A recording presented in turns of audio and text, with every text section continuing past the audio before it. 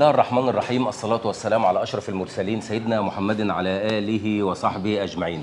أنا معايا النهاردة عم إبراهيم لسه مستلم العربية الهامكو، صاحب من أصحاب العربيات الهامكو اللي أنا بقالي كتير جدا ما اتكلمتش في موضوعها خالص. بس عم إبراهيم ده عنده مشكلة. إحنا هنشوف الأول هو حجز إزاي واستلم إزاي ونبتدي نتكلم في مشكلته. السلام عليكم يا عم إبراهيم. وعليكم السلام. إزاي سعادتك؟ ممكن توصف لنا المكان اللي إحنا فيه؟ المكان اللي احنا فيه الخشعه تبع مركز البرولوس، محافظه كفر الشيخ. محافظه كفر الشيخ. تمام. انت استلمت عن طريق البنك؟ عن طريق البنك الزراعي بتاع بلطيم.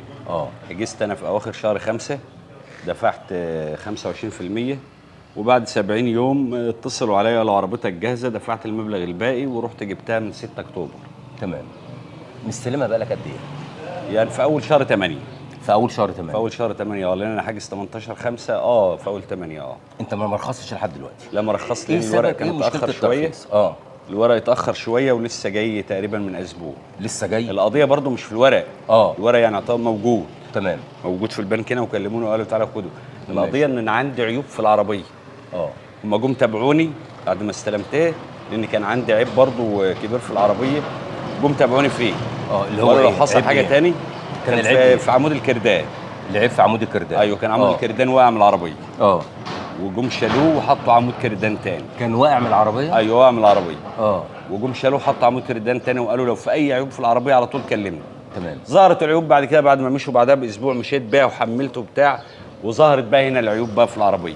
الكهرباء كلها الضفيره بتاعتها اول ما العربيه تدور وايد الفوانيس اشم ريحه شياط في العربيه. لقيت الضفيره كلها ايه؟ ولعه. تمام. حبه ولقيت العربيه ادورها الصبح طلع دخانه سودة لمده تيجي ساعه، وبعد الساعه الدخانه السودة تقلب بيضه ونفس كميه الدخان كأني مدور جار زراعي. تمام. بقيت اتواصل معاهم، اتصل عليهم ما حدش يرد عليا، واللي يرد عليا يقول لي طيب هنشوف لك المشكله. بقالي دلوقتي ازيد من شهر.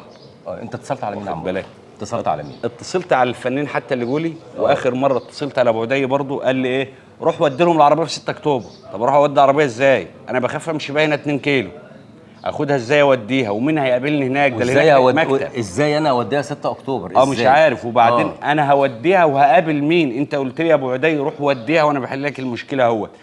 انا اصلا برن عليك انت ما بتردش. هو ابو عدي كده هو بيحل لك المشكله؟ لا بيحلش مشكله. لا يعني هو قصدي انا برمي عربيه وخلاص. لا ما اعرفش اروح اوديها فين. تمام. اللي في 6 اكتوبر ده يا دوبك مكتب قاعد في جوز موظفين شباب لا ياما ولا شويه، انت بتروح لهم بيسلمك العربيه لان اسمك عنده، اكتر من كده ما بيعرفوكش. لا اعرف مكان ورش ولا اعرف مكان مصنع ولا اعرف مكان اي حاجه خالص ولا عارف حد اتعامل معاه. طب ما انا عندي عربيات، عربيات منصور شيفروليه. عارف فين مراكز الصيانه وعارف بتعامل مع مين لما بيكون في مشكله عندي. ده لو ظهرت مشكله حتى لو مش عايز ارجع لورش وصيانه منصور، اي ميكانيكا او اي ورشه بره بيبقى عارف العيب في لحظه.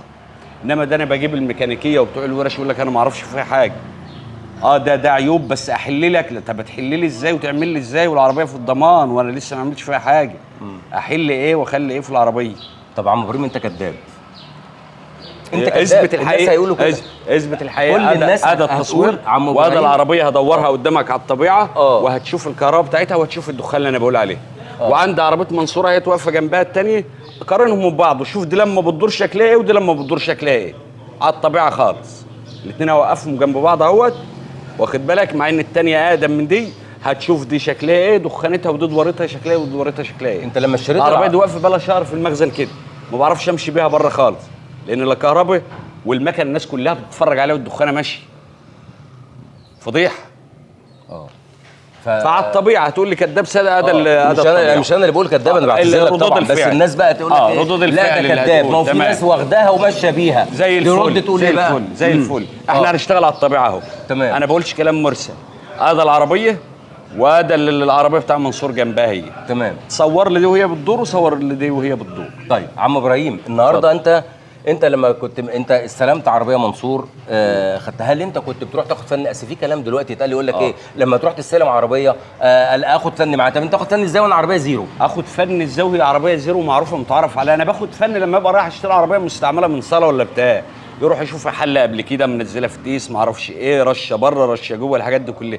انما احنا متعارف ان بنروح نستلم العربيه الزيرو ديت، ببعت ابني استلمها ويجي طالما معايا اذن مني. مش محتاجه لان عربيه زيرو. وفيها ضمان لو حصل في حاجه بوديها الصيانه اوتوماتيك، هم عارفين بيعملوا ايه بالظبط. ومراكز الصيانه المنصور في كل حته قريبه او بعيده بس موجوده وفي مصداقيه. ده انا مش لاقي مكان صيانه اصلا اودي فيه. ولا حد بيتابع معايا، طب لا عارف حد بيتابع اكتر من البنك، والبنك ده اتضح في الاخر ان هو وسيط. بتحط الفلوس فيه ضمان لحقك وضمان للشركه، استلمت البنك بيدي لهم الفلوس. يعني دلوقتي ولا ضمان ولا ضمان ولا وكيل ولا وحتى اي حاجه. لو في ضمان شفوي انا مش شايف على الطبيعه. انا مش شايف فين مراكز الصيانه اللي انت فين، مين اللي بتعامل معاه، مين اللي بيوجهني.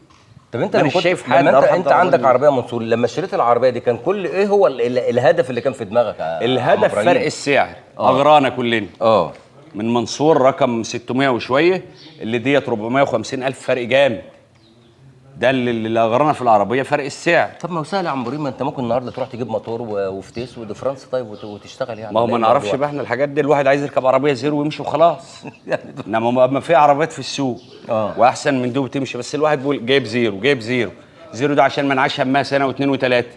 تمام. انما ما اجيبش عربيه اسبوع واثنين ولها واقفه طب انا دلوقتي يا عم ابراهيم لو العربيه دي فيها عيوب صناعه، العربيه ديت اول ما استلمتها انا اللي شكرت فيها وحملتها. تمام. وعملت فيديوهات وبعتها لهم. العربيه بتتحمل 3 طن و3 طن ونص و4 طن كمان. والكل بيتصور اللي انا شفتها ماشيه تمام، ما اقدرش اقول لا، ما انكرش. بس العيوب ظهرت بعد اسبوع واثنين. على طب وده كانت واخده عمره ده ولا ايه؟ ده حتى الواحد لو عمره هتستمر معاها سنه. انما انا شكرت في العربيه اول ما جت فعلي بما يرضي الله. بعد اسبوعين بالظبط ظهرت العيوب في العربيه. تواصلوا معايا اول مره يقول لموال الكردان. واخد بالكم معايا فيديوهات برضه هم بيعملوا الكردان. عمود الكردان. بقى يا دوبك مشوا اسبوع وظهرت العيوب الثانيه. اتواصل لا حياه لمن تنادي. مين بيتواصل معايا؟ مش عارف. مش لاقي انت تتواصل مش لاقي اتواصل مع حتى اللي بكلمه اللي كنت اعرفه ايام المشكله الاولانيه بتاع العمود الكردان. طب هنشوف لك الموضوع هنكلمك. ومحدش بيرد عليا خالص. كتبت كام منشور او كام تعليق على الجروبات بتاعت العربيه. كلمني امبارح ابو عدي من التليفون بتاعه، مع اني برن عليه كتير ما ردش عليا. هو اللي اتصل عليا امبارح فعلا وقال لي لو عندك مشكله روح وديها 6 اكتوبر. اروح اوديها 6 اكتوبر فين؟ اسيبها في الشارع واجي؟ هو الموظف اللي قاعد في 6 اكتوبر يا دوبك الامر اللي كان عنده قال لي انت ابراهيم شاب بطاقتي اعطاني العربيه وشكرا. ادم عرفت بالموظف بتاع 6 اكتوبر. اروح اوديها هناك فين؟ هو ما عندوش امر ياخد حاجه مني. ده احنا واقفين في الشارع. طب هو عنده ومكتب وهو عنده لا ده انا ارميها انا اهوت وخلاص وما اوديهاش 6 اكتوبر. وامشي 6 اكتوبر اروح ازاي؟ ده انا العربيه مش عارف اروح المرور بيني وبين المرور 10 كيلو، مش عارف اروح من الدخانه بتاعتها. انا بقيت خايف اركب العربيه كهرباء ببعضها بايظه، الدخانه بتاع العربيه الميكانيكا بتاعتها كلها. طيب نشوف الدخانه. وصوت العربيه كمان في كركره زي صوت الجار بالظبط. طيب هو انا راكب جار زراعي؟ طيب تيجي وبعدين على الطبيعه بقى نيجي نبص بقى على الطبيعه وبعد كده نكمل ايه مع عم ابراهيم. تمام ماشي.